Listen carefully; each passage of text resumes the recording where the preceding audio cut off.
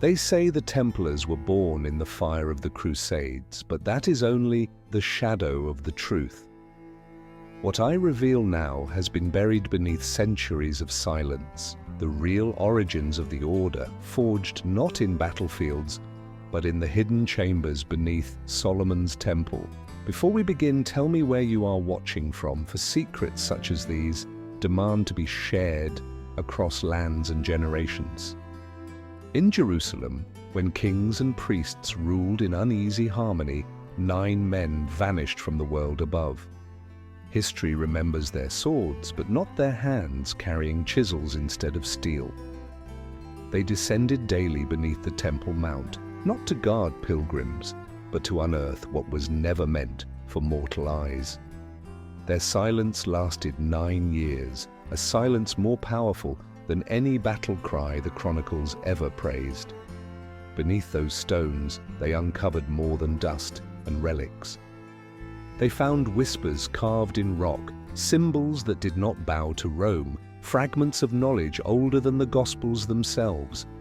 These were not treasures of gold, but of memory, sealed away because the world could not survive their light. The knights emerged changed, less warriors, more keepers of something vast, dangerous, and intoxicating in its mystery. From that hidden labor, a covenant was reborn. The men who entered as simple crusaders emerged as guardians of a secret tied not to the Vatican, but to Solomon himself. Their eyes carried shadows, their words grew heavy with codes, and their silence reshaped the very foundation of what the Order would become. They became instruments of a truth buried too deep for kings or popes to command. The world saw only their armor, their banners, and their discipline. Pilgrims believed in their protection, monarchs trusted their loyalty, and the church blessed their rapid rise. Yet the true source of their power lay below the stones, in a chamber no scroll dares describe. Their authority was not earned through swords, but through the unbearable weight of what they had seen and vowed never to speak aloud. This is the story of how silence created one of the most feared and exalted brotherhoods in history. It is not a tale of faith alone, but of secrecy, discipline, and shadows that reached across centuries. Stay close, for I will lead you into corridors where light falters, where voices of the past still echo, and where the Templars were truly born, not in battle, but in the dark beneath Jerusalem. The King of Jerusalem, Baldwin II, granted the 9 men quarters near the Temple Mount, within the stables pressed against the ancient stones. To the world, this seemed a gesture of royal favor, placing knights close to pilgrims who needed protection. Yet within those walls, away from the eyes of clergy and chroniclers, their true mission unfolded. Every evening they gathered, whispering plans that no priest would sanctify and no monarch could command. Their leader was Hugh de Paynes, a man of iron will and haunted gaze, who carried both sword and silence with equal weight. By his side stood Godfrey of Saint-Omer, whose quiet presence concealed a restless mind, and André de Montbard, whose prayers masked calculations deeper than theology. The others, though less remembered by name, were bound by oaths too ancient to be written, their identities erased beneath the collective shadow of the task. The people of Jerusalem saw little of them. Markets buzzed with merchants, pilgrims walked dusty streets, and crusaders clashed beyond the city gates, yet the 9 moved like phantoms. At dawn they slipped into the corridors beneath the Temple Mount, carrying not weapons but tools, chisels, ropes, oil lamps, and tablets of wax. Rumors spread in the bazaars, strange noises below the earth, foreign marks on parchment, symbols no priest dared to bless. Day after day, the descent became a ritual. The heat of the city gave way to cool stone, and torchlight licked walls that had not felt fire in centuries. Each step downward was a step further from the known world, and each strike of iron against rock whispered of forbidden knowledge. Silence grew among them, heavier than armor, shaping their fellowship into something more enduring than steel or creed. Years slipped into shadow. Chroniclers who recorded every skirmish and sermon found nothing to say of those 9 years. Pilgrims still came and went, kings still waged war, but beneath the city the order withdrew from time itself. No victories were sung of them, no deeds recorded, as if their true battle was not fought above ground, but within stone corridors where history dared not follow. What did they uncover hidden beneath Jerusalem's sacred heart? Some spoke of scrolls bound in velvet, others of chambers sealed before Christ was born, and still others of marks that whispered of Solomon himself. Whatever truth awaited in the dark, it changed them forever. And if you are drawn by these shadows, stay until the end, for the silence of 9 years was only the beginning of the secret. Beneath the Temple Mount, the 9 of them carved deeper each passing season. What began as a search became a pilgrimage into silence, each corridor leading not to treasure, but to questions that bent the mind. Their tools struck walls that resonated with a hollow note, as if something vast lay sealed within. The stones seemed older than the city above, bearing marks that no scholar of Rome or Byzantium could decipher. The first chamber they breached was narrow and suffocating, its walls lined with cut stones fitted without mortar, smoother than anything known to their age. By the flicker of oil lamps, faint carvings emerged, symbols of triangles and circles interwoven, echoing designs seen in Phoenician ruins along the coast. One knight whispered, "These are not Christian hands." Hugh silenced him with a glare, for even speculation was dangerous within those walls. Deeper still, they uncovered fragments wrapped in decayed cloth, scrolls written in a script both familiar and alien. Some letters resembled Hebrew, others veered into shapes unseen in any church text. Godfrey of Saint-Omer lifted one piece, his lips trembling, as he read a phrase older than the Gospels. He looked to Hugh and said only, "This should not exist." Hugh took the fragment and without a word pressed it back into darkness. The air itself grew heavier the further they delved. Horses stabled above stamped and whinnied each night, as if echoing unseen tremors below. Lamps burned lower, their flames bending against draughts that should not exist in sealed stone. André de Montbard muttered prayers, his rosary rattling in the dark, yet even his words faltered when they found corridors descending beyond any plan drawn by kings or masons. They were trespassers in a place older than memory. In time, the silence among them became an oath, stronger than the vows they had spoken to the church. They stopped asking what they sought. Instead, they braced themselves for what would be revealed. Their descent was no longer a mission, but a surrender to something vast and unseen. Each man aged beneath the weight, and when they emerged, their eyes bore shadows deeper than any helmet could hide. They were transformed, bound not by Rome, but by revelation. What they found beneath Solomon's temple remains sealed in silence, yet its echo birthed a brotherhood feared by kings and sanctified by popes.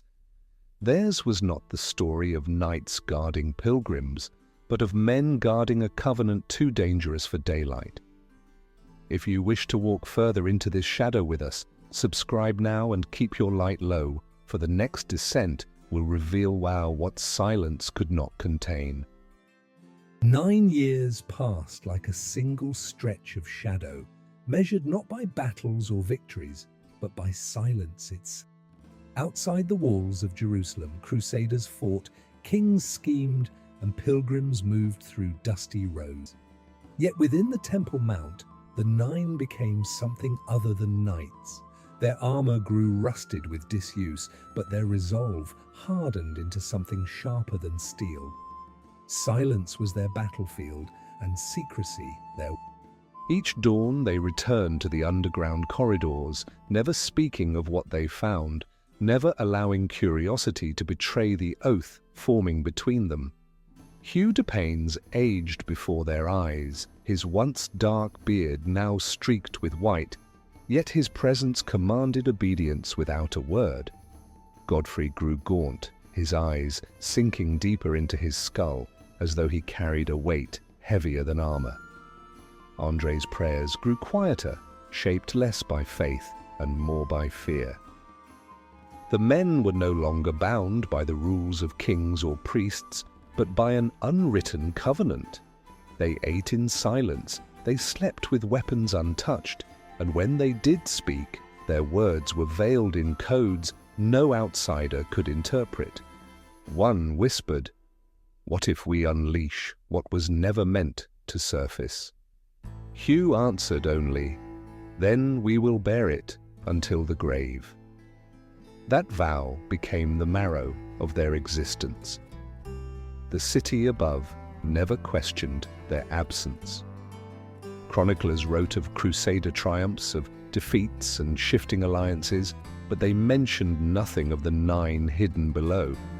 It was as if history itself had conspired to forget them. Yet forgetting only strengthened their resolve, for they understood that true power thrives in the absence of recognition. Their silence outlasted kings, and in silence they began to build a foundation, unseen yet unshakable. When at last they emerged from those stone corridors, their faces bore shadows that could not be lifted by sunlight. Their youth had withered, replaced by an austere calm that unsettled all who looked upon them. They were no longer knights of the cross, but guardians of a truth bound to the earth itself. The Order was reborn in their silence, and from that silence, their future power would rise like a storm concealed within calm skies. You who hear this now must understand, silence is not weakness, it is dominion. What they did not say shaped empires more than any sword could, and if you would honor their secret, let your own silence speak. Press like, let this story linger within you, and carry forward what was never meant for open lips. For in keeping the vow, you walk their path across centuries. At last, the sealed corridor yielded to their persistence. Behind layers of stone that bore no mark of Crusader or Roman hand, a chamber opened, narrow and suffocating, yet vibrating with a silence that was not emptiness, but presence. The air felt older than breath, as if every torch struggled to illuminate truths the world had conspired to bury. They stepped inside, and the weight of centuries pressed down like judgment. The walls bore carvings unlike anything known to Christendom, triangles interwoven with circles, strange spirals, and inscriptions whose origins mocked the learning of clerics and scholars alike. Godfrey of Saint-Omer traced a symbol with his finger and whispered, "This is older than Jerusalem itself." Andre clutched his rosary, but dared not speak. Hugh raised his lamp higher and said, "We are not here to understand, we are here to guard." In the center lay a stone chest sealed with iron clamps corroded by time. With effort, they broke it open, revealing fragments of parchment and scrolls wrapped in cloth that disintegrated at their touch. Letters danced before their eyes, some in Hebrew, others in forms unfamiliar, bending faith itself into question. One phrase was read aloud, a covenant buried, awaiting its keepers. The words clung to them, branding their silence with fire. From that night, the 9 were altered beyond recognition. Their faces grew pale, their words fewer, their resolve unshakable.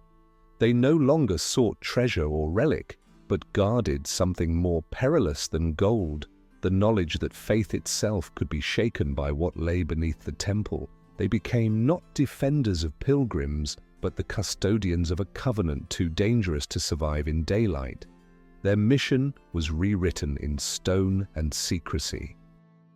The world above celebrated victories and lamented defeats, yet none could explain the sudden gravitas that marked the order. The knights moved with a certainty not born of battle, but of revelation. Their silence was not emptiness, but design. Kings offered patronage, popes extended blessings, and yet no decree matched the authority of what they had unearthed. They bore a secret that crowned them higher than monarchs, yet chained them lower than earth. What was buried beneath Solomon's temple did not grant them freedom. It enslaved them to duty eternal. And as I speak now across centuries, I tell you this: power lies not in gold, nor in blood, but in what is hidden and never spoken. If you wish to honor the keepers of silence, leave a comment sharing what secret you would guard above all others. For silence is the truest covenant of all. The 9 who once descended as soldiers of Christ emerged no longer as knights in the eyes of men, but as keepers of a burden unspeakable. Their faces bore shadows carved deeper than age could explain, and their silence grew heavier than armor. When they returned to the surface, they were not welcomed as heroes, for they had no victories to proclaim. Yet within their silence lay a power kings would envy. They began to speak in codes, weaving meaning into gestures, numbers, and lines drawn discreetly on wax. Even among themselves, words became scarce, replaced by signs that no priest could interpret. Godfrey devised a method of tallying values that merchants later marveled at, though none knew its origin. Andres studied proportions, measuring not walls but secrets, and Hugh bound them all to discipline tighter than chainmail, declaring, "Knowledge is a sword sharper than steel." The change unsettled those who met them. Pilgrims whispered of eyes that looked beyond faces, as though seeing what no man should. Clerics avoided their company, claiming their silence was unnatural. Yet power gravitates to those who conceal, not to those who shout. The 9 discovered that by revealing nothing, they inspired awe, fear, and reverence. Silence had remade them into more than warriors. It had forged them into architects of destiny. Their influence spread not through conquest, but through certainty. When they rode, others followed. When they built, others copied. None understood the source, but all felt its weight. The 9 had become instruments of a secret covenant, one that demanded their lives, but promised nothing in return. Still they obeyed, because what they carried was too dangerous to abandon and too sacred to betray. Their silence became their dominion. Time turned their discipline into legend. Others joined the order, taught rituals without origin, recited prayers without source, and obeyed rules older than scripture. The new brothers believed themselves bound to Rome, yet unknowingly walked paths set by 9 men beneath the temple. A shadow covenant guided their every act, unseen but unbreakable. The Templars were reborn not as defenders of the faithful, but as keepers of something buried deeper than faith itself. Now you hear their transformation carried through centuries, whispered across the silence they forged. Ask yourself, what truth would you guard even against your own salvation? If these words strike something within you, share this story with another who values silence over noise. For secrets endure only when they are carried, not spoken, and by carrying them, you join the keepers of the covenant. The burden of silence weighed heavier than any sword or shield. What had once been discipline became torment, gnawing at the minds of those sworn to secrecy. In taverns and councils, men shouted victories to the heavens, but the 9 carried triumphs they could never name. Their silence consumed them, transforming joy into suspicion, camaraderie into distance. Each man bore the weight alone, yet none could abandon the oath carved in shadow. I recall whispers breaking during long nights when exhaustion loosened tongues. One night muttered, "What if we were never meant to find it?" Hugh, stern and unyielding, replied, "Then God himself chose us as keepers." His words ended debate, but not doubt. Doubt festered in silence like rot beneath stone, unseen by the world, yet spreading through hearts unprepared for such secrets. The covenant demanded obedience, even at the cost of peace. Above the earth, kings and popes granted blessings, unaware of the true reason for the order's resolve. They mistook our silence for humility, our austerity for piety. Yet it was neither. It was survival. To speak of what we had uncovered was to risk shattering kingdoms and faith alike. The knowledge bound us tighter than chains, and with each passing year, it crushed more of what made us men. The silence twisted even friendship. Brothers who once trusted one another on battlefields now measured every glance, every hesitation. Andre, once fervent in prayer, grew hollow, his lips moving without sound. Godfrey's eyes seemed to burn with secrets that would never leave his mouth. Even Hugh, whose will had carried them through darkness, bore a tremor in his hands. The covenant made us eternal, but it also made us strangers to ourselves. And yet silence gave birth to power undeniable. Pilgrims believed in our protection, merchants trusted our guardianship, and monarchs lent us authority unmatched. None saw the truth, that our strength came not from steel, but from the torment of silence we endured. The heavier the secret grew, the stronger our dominion became. What cursed us as men exalted us as legends. Such is the paradox of power drawn from shadows. Consider now what silence you yourself could endure. Could you hold a secret that burned your soul, yet promised power beyond reckoning? If you believe you could bear such weight, let your voice mark this moment. Subscribe, not for noise, but for remembrance. For only those who choose silence willingly may walk the path of the keepers through the centuries. The covenant of silence, though born in shadow, became the unseen foundation of power that spread far beyond Jerusalem. As the years passed, our order gained trust from monarchs who placed their gold in our hands, convinced no safer guardians could be found. Pilgrims traveled under our banner, merchants built fortunes on our credit, and kings borrowed from our treasuries. None realized the confidence they placed in us was forged beneath stone, not on battlefields. It was not steel that expanded our reach, but secrecy disciplined into form. We devised systems no monarch had ever known, ledgers inscribed with numbers only we could decipher, networks of strongholds connected not by walls, but by silence. Each fortress was a vault of both wealth and knowledge, built upon the lessons we had carried from the chamber beneath the temple. Trust became currency, and silence was its mint. Yet with power came suspicion. Clerics who once praised our piety began to murmur of pride. Monarchs who borrowed our coin feared the hold of our silence more than the weight of our swords. They asked what gave us such certainty, and we offered no answer. Silence unsettled them more than open defiance, for what is unknown cannot be controlled. We became both indispensable and intolerable in the same breath. The brothers who joined after the first 9 never understood the true source of our strength. They followed rituals without origin, recited prayers without knowing their author, and obeyed codes that predated their vows. They believed themselves bound to Rome, yet Rome itself bent to our influence. Only the 9 bore the truth, and with each new recruit, the burden deepened, for more power meant more danger if the silence broke. Our order rose to heights unimaginable, blessed by papal decrees and feared by crowned heads.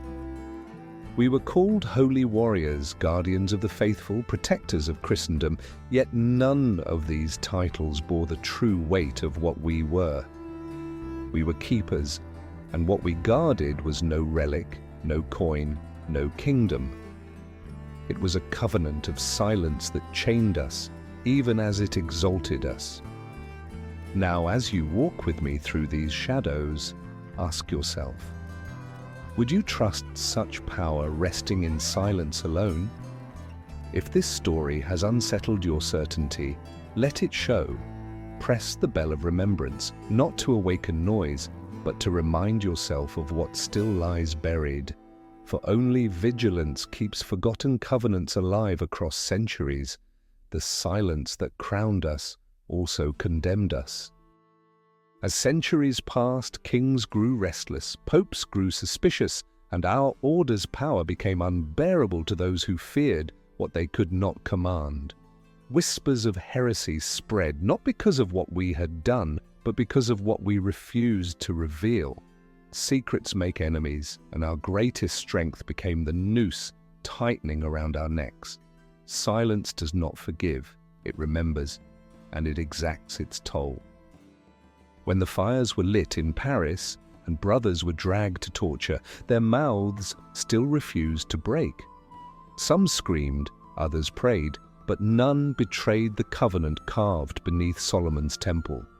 One inquisitor shouted, "Tell us what you worship," and the knight answered, "We worship silence."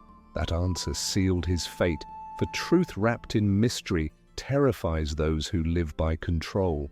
The covenant demanded even death without confession. Yet silence is not death, it is survival through memory.